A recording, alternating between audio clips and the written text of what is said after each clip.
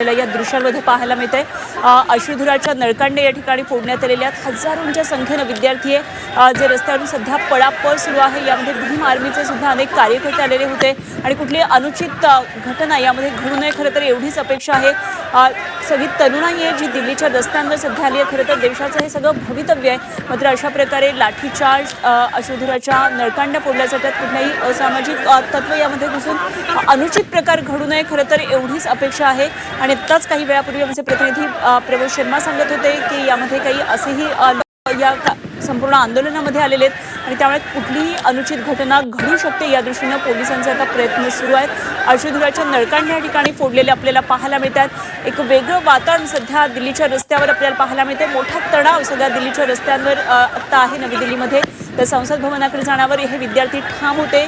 मोठी पळापळ या विद्यार्थ्यांची सध्या सुरू असलेली दिसते। आंदोलकांवर अश्रुधुराच्या नळकांड्या फोडण्यात आलेले सगळेजण रुमाल लावून नाकाला त्या ठिकाणी धाव घेताना आपल्याला पाहायला मिळतात। तर इकडे धर्मेंद्र प्रधान आणि शहांची भेट होणार आहे। तर काय नेमकं आता दिल्लीमध्ये राजकीय वर्तुळात घडामोडी घडतात ते पाहणं अत्यंत महत्त्वाचं ठरणार आहे। तर आरोग्यमंत्री जे.पी. नड्डा आणि CJPच्या शिष्टमंडळाची ही भेट आता काही वेळामध्ये होणार आहे। खरं तर शिक्षण मंत्र्यांच्या राजीनाम्याची मागणी केलेली आहे, मात्र आरोग्य मंत्र्यांच्या भेटीसाठी शिष्टमंडळ आता काही वेळामध्ये पोहोचेल। त्यामुळे या काही बैठकांमध्ये तोडगा निघतो आहे का विद्यार्थ्यांचा जो महत्त्वाचा प्रश्न आहे, ज्या खरं तर मुद्द्यावरून हे आंदोलन सुरू आहे, धर्मेंद्र प्रधान यांच्या राजीनाम्यासंदर्भात काय नेमक्या घडामोडी या दोन महत्त्वाच्या बैठकांमध्ये होतात हे बघणं अत्यंत महत्त्वाचं ठरणार आहे। दिल्लीच्या रस्त्यांवरची ही दृश्य आपल्याला पाहायला मिळतात। विद्यार्थी मोठ्या संख्येनं आज या आंदोलनामध्ये सहभागी होण्यासाठी पोहोचलेले होते, मात्र सकाळी लाठीचार्ज करण्यात आला। विद्यार्थ्यांची घोषणाबाजी सुरू होती।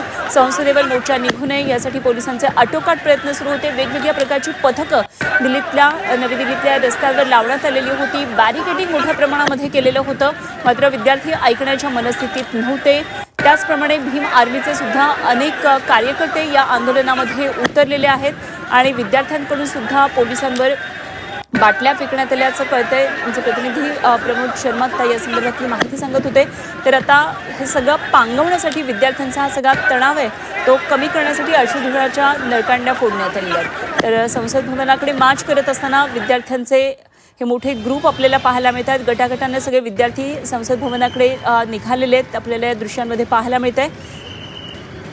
तर प्रवेशद्वार आता संसदेचं बंद केलेलं आहे आणि सुरक्षिततेमध्ये आणखी वाढ केली आहे। वेगवेगळ्या सुरक्षा व्यवस्था या ठिकाणी आता लावण्यात आलेल्या आहेत। यामध्ये वेगवेगळी पथकं सहभागी झालेली आहेत। तर पोस्टर्स घेऊन विद्यार्थी आपली मागणी घेऊन आता निघालेले या दृश्यांमध्ये पाहायला मिळतात। सध्या दिल्लीतलं हे वातावरण आपण पाहतोय। धर्मेंद्र प्रधान शिक्षण मंत्री देशाचे आणि त्यांनी राजीनामा द्यावा यासाठी विद्यार्थी अशा प्रकारे मोठ्या प्रमाणामध्ये आक्रमक झालेले पाहायला मिळतात। आता अमित शहा यांच्याबरोबरच्या भेटीमध्ये काही राजकीय घडामोडी घडतात का हे बघणं अत्यंत महत्त्वाचं ठरणार आहे।